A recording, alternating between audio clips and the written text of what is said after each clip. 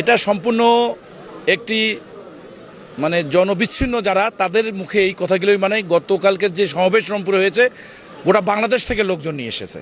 আমরা দেখেছি উত্তর যমুনা ব্রিজের পার হয়েও লোকজন এই সমাবেশে নিয়ে এসেছে। জামাত প্রমাণ করে দিতে চাইছিল যে রংপুর এই অঞ্চলের মানুষ সমাবেশটাকে দিয়ে তারা একটা নীল নকশা ষড়যন্ত্র করতে চাচ্ছে।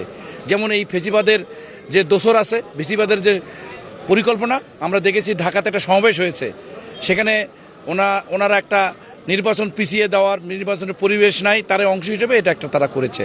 আসলে আমরা যে জুলাই বিপ্লবের যে অর্জন, এই অর্জনটা ভণ্ডুল করতে আমরা দিতে চাই না, বাংলাদেশের মানুষ দিতে চায় না।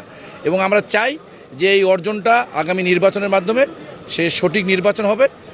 এটা হলো ফেব্রুয়ারিতে নির্বাচন হবে। এই নির্বাচনে সারা মানুষ অধীর আগ্রহে বসে আছে।